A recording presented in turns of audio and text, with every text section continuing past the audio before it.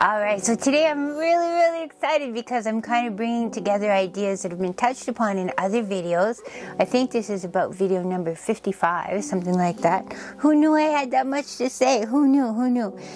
Maybe I don't. Maybe I'm just repeating myself and I'm not even conscious of it yet. But you, oh viewer, could be one of the people who takes time and notices that.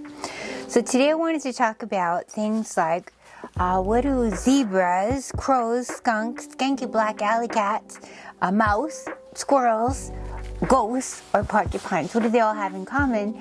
And what they have in common is over the last 25 years, I've leaned into those entities, identities, imaginary constructs for periods of time. So for the zebra, I was a zebra for a few years. And what at that time I was looking for, in case you don't know this, zebras are or could be thought of as matriarchal. I watched a documentary, one of those animal documentaries, and in the documentary, which was made by a feminist, was being, the narrative over top of it, she was talking about, on the one hand, you could look at zebras, you see a group of maybe 10 female zebras and one male, and you could go, oh, that male is dominating and controlling the females. Or you could flip that and you could go, the females are all hanging out with each other, they're doing their thing, they're caring for the babies, and if you notice more carefully, every now and then when they want to have a little sexual jaunt, they may or may not have it with that one zebra. He's there to maybe fight on their behalf and be their protectorate. But if they want to go dancing with another male zebra, they actually do it.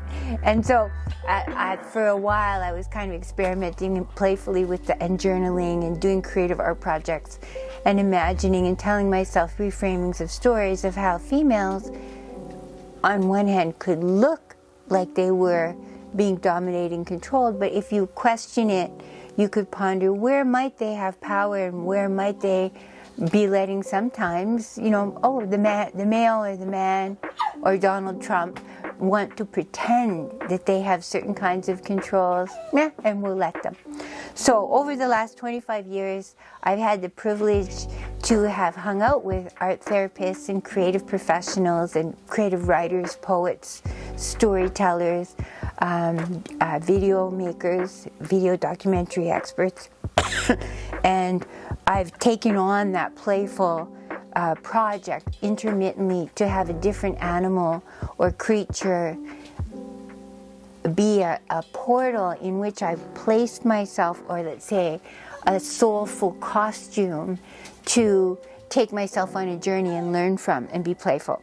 So most recently, this is Porcupine. My porcupine self is, I've made this really cool little porcupine to play with, and this is where I am this year as of 2025. Right now, one of my New Year's resolutions was to be more with my porcupine self. And why? What is appealing to me at this moment about a porcupine self? A porcupine self is able to kind of have your thousands of quills and spiky bits on your back and on your sides and so on. And you can be more at peace because you don't have to take on every fight. You can let them. People who want to criticize you or project their nastiness on you or expect unrealistic things from you, you can let them. You can just hang out with your herbivore friends and do your herbivore thing and be your most fabulous porcupine. And that's kind of a mode I'm in right now. That might last for a week or it might last for a couple years, hard to say. Simultaneous to being a porcupine, I have also internalized my zebra self from 25 years ago, the lessons I gave myself that I pondered and meditated on, let's say. Every creature might have something to guide us on.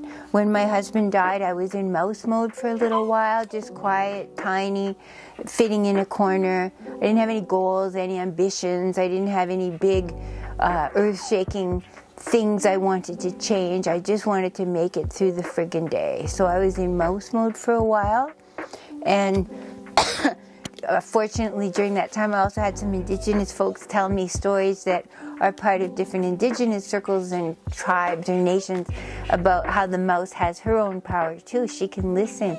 She can collect data like FBI or CIA or CSIS and just collect the data on folks. Just invite yourself to be a witness to things, and you can kind of stockpile some insight about what's going on around you. Other things that we could say about my mouse time. But this is my porcupine time, and in this journal you can see I've added some my stencils, my porcupine stickies. There I am being like a hip-hop artist, poet, making music in my porcupine self. You can do hard things as a porcupine.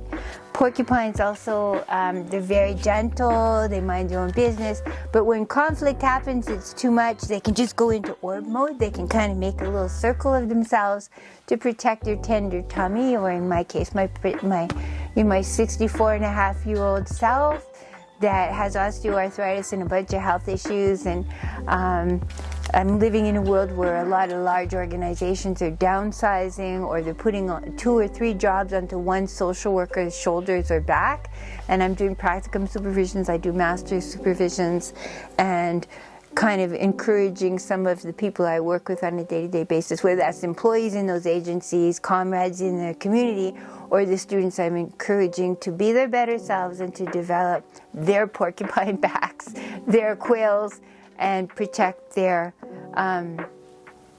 more fragile or needy selves, you know? Go into orb mode for a moment. We don't have to fight every battle at a time when Trump actually got elected, or a time where provincially the NDP just barely won, right? We have a lot of cold-hearted people, selfish, patriarchal, capitalist, racist, classist, homophobic, ableist, etc. forces in the world, and if you want to still be a herbivore, you may have to protect yourself sometimes. Do your best every day, fight, but be mindful about what battles you can fight or should fight. I have this in my porcupine journal right now, because this is who I was 25 years ago at Take Back the Night, International Women's Day, December 6th ceremonies, and so on. I still am this person, but not as often as I would like to be these days, and I want to reclaim that, going to the microphone. What I'm inviting people to witness with this journaling here, and other creative things that I'll show you along the way. There's a very good close-up of me as a porcupine. I think this is one of the best photos of me that you could really... Right there I am right now, like that is so me. I'm going to show you here. Look, identical, right? Exactly identical. That's me right now. So I'm showing you this right now, this porcupine journal. I'm going to show you 2 other examples of journals, but I want to take a pause and reflect upon all of this art therapy stuff, creativity stuff, meditation, private self-care that can be done ongoingly for a multitude of reasons. So I've put some notes here to try and organize and focus my mind for this specific video. The mainstream capitalist patriarchal world, also hyper-Christian sometimes, has a bunch of formulas that it templates upon us, right? Like, thou shalt work a 40-hour week, thou shalt live your life this way, thou shalt obey your husband, thou shalt be Martha Stewart, thou shalt, right? A lot of that stuff. When we move into a place of using our imagination and taking meditation and guidance and creativity and playfulness from being a porcupine or a zebra, when you move outside of the rational, linear, sequential, external templates that are put upon you, and you move into a place of metaphor and imagination, you open up for yourself fluidity, prowess for problem solving. All kinds of possibilities might open up for you. Staying within the mainstream space of binary thinking, such as yes, no, win, lose, right, wrong, righteous, not righteous, appropriate, not inappropriate.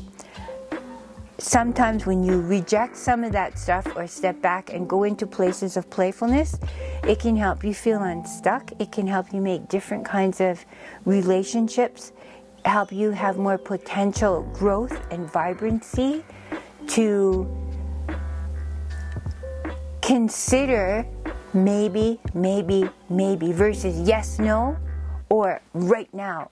the mainstream world will often kind of position us as like, make a decision, do this right now, get in control of your life.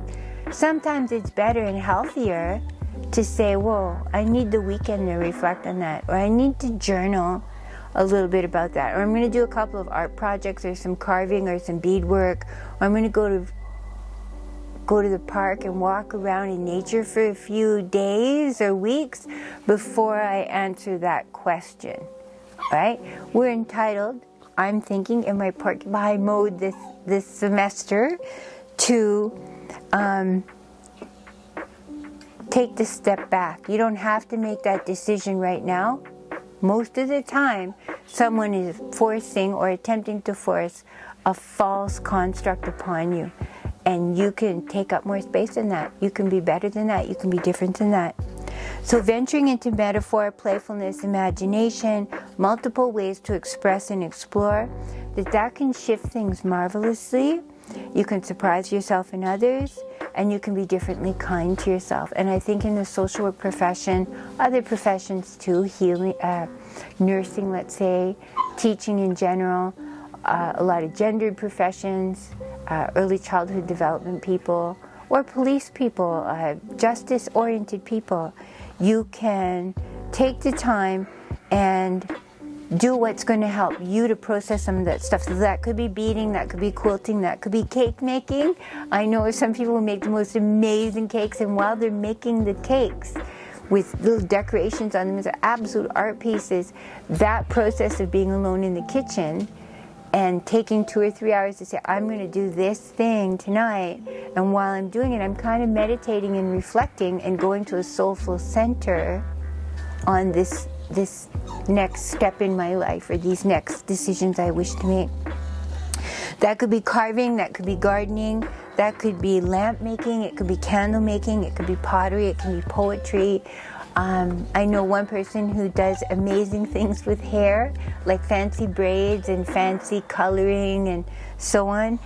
That is her expression, and by claiming it and doing that kind of work for friends and family, she is healing something inside herself and claiming space that she's righteously entitled to.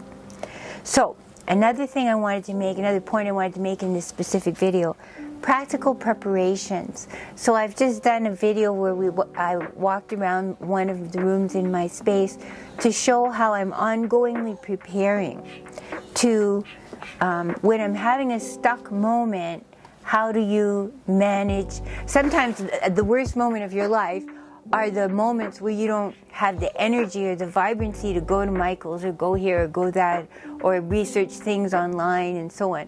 And my wish is that you consider on days when you're doing well or you're feeling kind of okay, those are great days to go to Value Village and look around and see what are some creative resources here that might work for me on these projects that I have potentially to do or focus on when I'm feeling crappy. So often when you're feeling the most stuck and exhausted, that's when you need the most help and resourcing. I'm just going to take a pause here. The two mini pit bulls in the background who are pouting, their lives are not filled with suffering and deprivation. They're doing performance pieces right now to suggest that they're suffering, but all that they are deprived of is coming over here and jumping up on my legs, which they kind of do that all day, all night, all the time. So them having 32 minutes, let's say, of not jumping on me, they're gonna be fine. Don't call the Humane Society on me. So, walking in nature and collecting leaves or twigs could be a conscious decision you make on a day when the sun is shining. You can collect strips of paper, wrapping paper. You can collect stones. I've seen people collect stones and then paint the stones and have those on days when they're sad. They paint the stones and then they actually sometimes even put them in some anonymous public space and imagine somebody finding those stones and feeling happy about it. Photography, wrappers from food, hydro bills. I've journaled on hydro bills at times in my life when I was desperately poor, where I literally was on the edge of having my hydro turned off. I journaled on the hydro bills, the gas bill, the phone bill. I had them kind of in a bundle, and I would put, let's say, white paint over some aspects of it. You know, just dollar store white paint, just whoosh it over some of the aspects of the bill. And then when it's dry, you've got all these amazing journaling papers to kind of pout and bitch and resist about these bills that you have. You can enlist the people in your circle. You can say, you know, I'm going to be doing ribbon dressmaking, or I'm going to be doing carving, or these are some of the ways that I hope to be helping myself be a better, stronger, clearer, more resilient person in the next year. And my experience has been is that when people ask and you let people around you know, they'll start collecting cool things and give them to you. I've had over the years, even anonymous people have left little grocery garbage bags on my outside door with magazines or with newspapers or art supplies. And I'm like, well, this is kind of a strange magic, right? I've let somebody know who let somebody else know, and then they've just put it on my door handle. As you look around my space, I'm not suggesting everybody have this extense or luxury thickness and bulk. I often do workshops where there's 30 or 40 kids in the room. So yes, I'm in another level. I'm not suggesting you need to have 7,000 pens. You could have 10. You could, you know, say to yourself, Julia Cameron is kind of famous around these ideas of creativity and healing in the artist's way, is one of her most famous books, or Walking in This World. Another book she has, I think it's called Water, and she talks about artist dates and making that, let's say, every paycheck you buy one little thing, and that could be as simple as a glue stick if you're on a tight budget, or if you're on a zero budget, you could, you know, every Sunday I'm going to go for a walk around Value Village. I often find, I happen to live near Value Village, I'll find strange things in the yard, or you know, in nature, or there's a place that I've been to a few times. It's a kind of a recycling place, and they have bulk piles of paper and magazines and so on, and they would give you an armful of magazines, I'm pretty sure, for maybe $1 or something. So some aspects of these projects might feel like they're making your life messier, but maybe your life was internally messy. And by, like, let's say your friendship relationships are all messy, your relationship with your spouse, with your kids, with your relatives, with your coworkers is really messy, the relationships, but maybe the shelves in your kitchen look super tidy. And maybe that's okay to let the kitchen counter get messy while you spend more time with your kid walking around collecting art supplies and resources. Maybe our modern lives are always going to are better to have some strands and spaces of messiness or disarray or chaos, rather than obsessing about, I see on Facebook all the time, this pressure to sort of purge every single thing and be a minimalist, or be like Martha Stewart, or buy the $7,000 organizing compartment thing that you're going to have in your garage. You know, maybe it's okay to have some mess or chaos or disarray. If you're doing carving or you're making, I've met, my grandfather did this a lot. He always sort of had putter projects he had going on in his shed. He was always fixing a thing. And he was a little bit messy and a little bit tidy. He was kind of in the middle of it. So he had all his paintbrushes, or he had all his screws and nails and drills and screwdrivers and so on.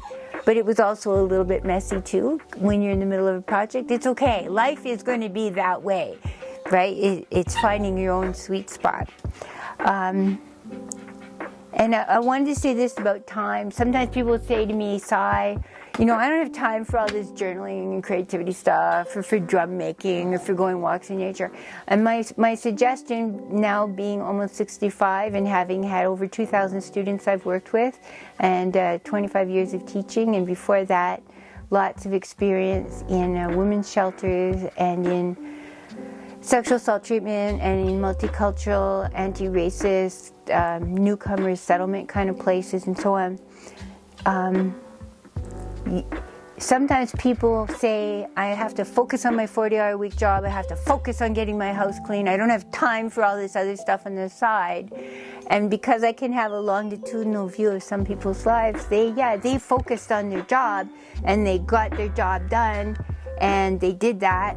But maybe meanwhile, now they got ill for 3 months or they got divorced, and that took up a lot of their time with a broken heart and going to the lawyers and selling their house and figuring out joint custody with the kids and so on. So you can say, I don't have time for any healing. I don't have any time for finding balance. I don't have time to go see a therapist. I don't have time for all this talky, feely shit, right? And my response would be, you know what? The people along the way who made the time to spend 10 minutes with their kid every day when the kid comes home from school. How was school today? How was it? Let's do a journaling or a creative project together. Let's go walk around Value Village and see if there's one thing that catches your fancy and one thing that catches my fancy. And we'll bring it home for part of our creative journey, right? Sometimes my belief is over the duration of a life, the person who makes that time to spend with their kids or spends the time journaling every morning, even 5 minutes journaling, it's actually a lot. If you spend 5 focused silent moments every morning journaling, you know, my goals for today, things I hope don't happen today. Today I have the intention to be nicer to that coworker who irritates the bejesus out of me. Then you can come home and you can journal for 5 minutes. Did I do it? Well, I was nicer to her. I wanted to say, stop talking, but I said, your life is complicated. And it passed, right? I journal about that. That was a success. In the long run, the people who make the time, I'm going to have to go and talk to my dog. Hey, that's enough drama. Shh. See, I made time for my family just now. She's going to spend a little less time maybe in therapy, or maybe a little bit more, because she'll say I try to dominate and control her. The people who make the time a little bit here and a little bit there to do the drumming, to do the walking, to do the journaling, the creative, the painting, carving. There's actually a really cool program right now in Prince George. It's called the Men's Shed, and from my understanding, any men can go there and hang out and use the resources and tools, and it's free, and it's also a place for men to talk to each other, which sometimes some cohorts of men haven't really been taught how to share their feelings, thoughts, problem solving, strategizing. What worked for you when your kids kept bugging you to do this thing, right? To share those strategies. I think it's just lovely. It's called the Men's Shed, and it's free. A lot of these things can be, even when you're on a budget for time or a budget of money, there's still ways that you can build in some healing. And of course, the obvious one is going to your church or your mosque or hanging out with some religious group or spiritual group or women's group or AA or, you know, those kind of groups too. They often kind of implicitly are doing some kind of creative healing too. I don't wish to exclude that. I'm suggesting sometimes people don't have access to that. For a long time, I had trauma in my life, a lot of really, really deep trauma, and I had a lot, not only of nightmares, but I had where I was literally paralyzed from a night terror. They're called night terrors. This was earlier in my life. And being able at 2 or 3 in the morning to do some journaling, it's right there. You don't necessarily always have an imam or a priest or a pastor or a therapist or a social worker or a best friend from the Men's Shed available at 3 in the morning when you can't go back to sleep because you've had a night terror, but you also know you have to show up at work at 9 in the morning, right? Journaling can help, or other strategies like that. So I guess I just wanted to say, kind of in summarizing, so I've showed you my porcupine self. That's where I am now. I've commented on the resources and trying to make the time. Another expression I often say to my students is, you don't want to be flossing your teeth as the dentist pulls out your last tooth. You don't want to be investing in fire insurance and strategies of fire resistance in your house. You don't want to do that as your house is burning down. You want to be doing that before any kind of flames get overwhelming in your building. I want to show off, I was in squirrel mode for a period of time, and squirrel mode, what I mean by that is that the creature of the squirrel, they have their seasons. They are running here, running there. They bark. In case you didn't know that, squirrels actually bark, which is kind of fun and cool. And one of the exciting things when I was first experimenting with using the squirrel metaphor or imagery or creatureology for a period of time to meditate on, like, what would a squirrel do in this moment, or what would a squirrel say, or how would a squirrel's day go if I was really being in my squirrel mode. And of course, remember, when you go into these imaginative realms, you can go anywhere. Like, there's squirrels in Australia, there's squirrels in downtown Toronto, there's skanky city squirrels, there's robust, muscular, very thick-hipped squirrels, I don't know, in Alaska for all I know, right? You can be very playful and imaginative, and you can wiggle with the let's say, prison of reality and facts. You can, what if I was a squirrel and I was into rap music? Where would I go with that, right? You can open up all kinds of realms of your own personality and the realities of the world and the expectations of the people and organizations around you, right? So having said that, this is an example of my squirrel journal, and I have actually a really super cool article that somebody creative and dynamic wrote about me, and a workshop that I had done, and I put this in the beginning of my squirrel journal.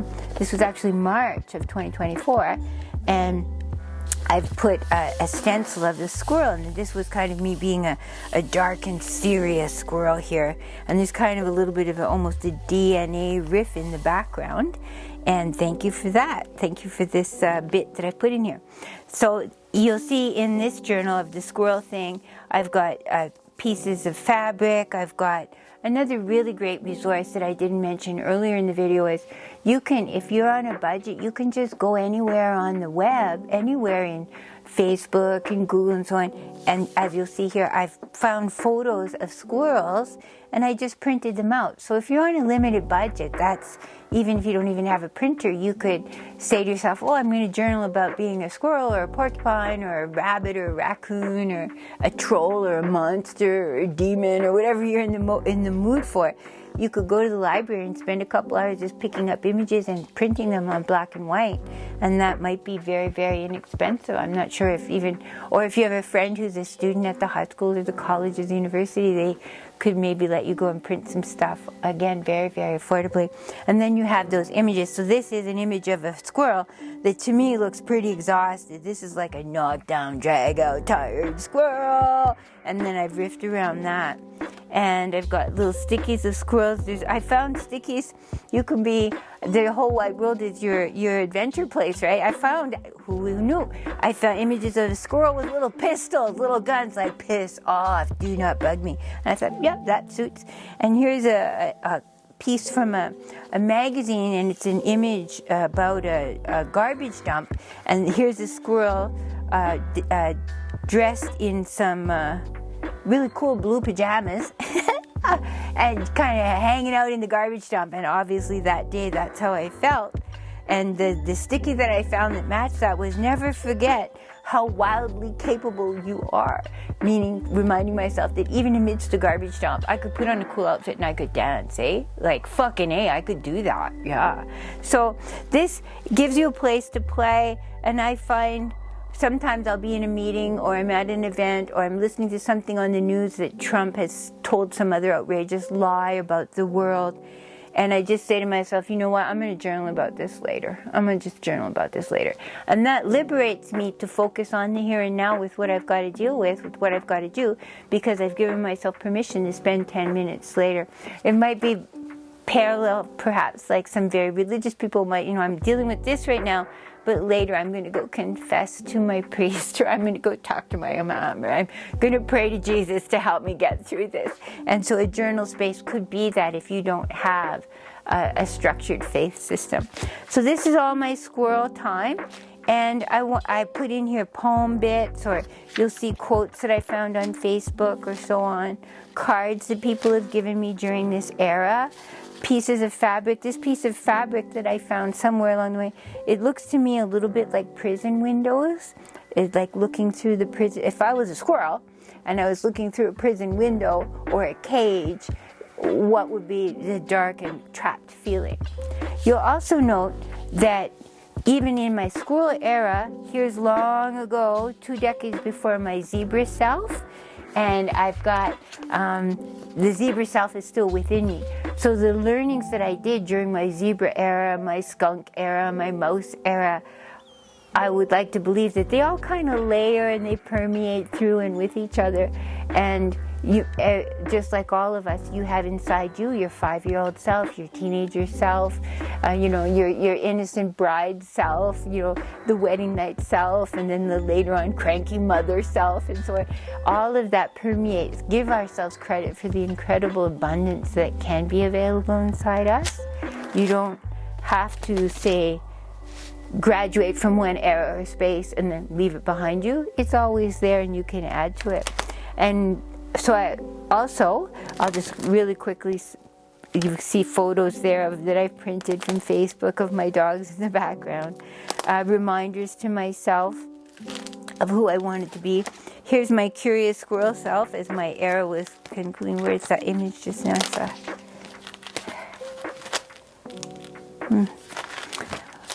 I lost a piece of my squirrel self. Where did you go? And then it evolved into, as I was doing the squirrel era, I started to have this ghost era. So sometimes one let's say, level of meditation or space or place or genre of meditation and contemplation will just naturally and organically lead to others. So I started thinking about my ghost self. And then I got playful, like, if I was a squirrel, and then I died, and I went to the other realm, what would that be like if I was the squirrel ghost, right? I'd be invisible. How cool is that? And I started playing with that. And again, the same idea of stickies and quotes and words and envelopes. And all of these things can be layered and they can play and you can mix match. You can take an image of a ghost, cut it in half, and put half squirrel, half ghost, whatever you want to do. And remember, this is just for you. You might share some bits of it with your best friend or your lover, or in my case, sometimes with my students or with clients. And there's space I'm leaving in the ghost journal and in this journal and in my zebra journal and my skunk journal and so on, that I can go back maybe once a year or every couple of years and go back and say, I wonder what I feel about that now. I wonder what I'm thinking about that now. And many times relationships, just to give an example, there was someone in my work life that I really felt was always contemptuous to me, but so sophisticatedly and elegantly that there was never anything I could say back. It was more like an eye contact or just the tone of something. I remember once where I had achieved something I felt, and I still feel, was pretty spectacular. And he had been looking in the other direction, and I was telling some people about this thing that I had achieved, and he kind of twitched, and he turned, and he looked and said, "Let me see that." And he looked very closely at the document I was sharing, as if to look for where I was lying or where it wasn't true, right? And I tried so hard for a period of time to impress this guy, to get on board with this guy, or to try and humble myself or kind of, contain myself and so on. But now I'm thinking of him as like a ghost in my life. I find myself often still trying, I want to say this or do this so he'll be impressed with my professionalism. And then I'm reminding myself, he doesn't even work here anymore. I can do what I want. Recently in my course outline, I was like, I'm doing what I want. I don't care what he says because he doesn't even work here anymore. I don't have to harmonize with his beliefs, values, protocols, and so on. I'm 64 and a half years old. I've been teaching for 25 years. And I got a Teaching Excellent Award a couple of years ago. I've had a Service Excellent Award. I've had a Community Activist Award. I can trust my own internal self. I don't have to impress the ghosts of people who aren't even here anymore, right? And I think that's a very common thing in women's lives. We kind of get stuck in a place where the ghost of your mother, the ghost of your grade school teacher, the ghost of your first boyfriend, the ghost of your mother-in-law, whatever. And by ghost, I don't mean that says that those people have died. I mean that their presence is no longer right in your face, for better or for worse, and you can make different choices. So I've left space in this one on ghosts to come back and to do some commentary, and that's an example of this guy who no longer even works in this building, and I've kind of realized, oh, I was designing this or that so that he wouldn't be annoyed with me, or so he wouldn't criticize my task. I don't have to worry about him anymore. He's gone. So the different eras or creative projects. So if I translated this to, let's say, a man who's doing carvings or fixing engines or making painting or large graphics or whatever. Sometimes we have ghosts in ourselves too that we say, whoever you are, oh, I want to make this product look like what my father would have wanted me to make. You can ask yourself, do I need this ghost in my life anymore? Could I be in a porcupine moment? Is this a dolphin moment? Could I be a bear? Could I be an elk? Could I be a wolf? Could I be a fox?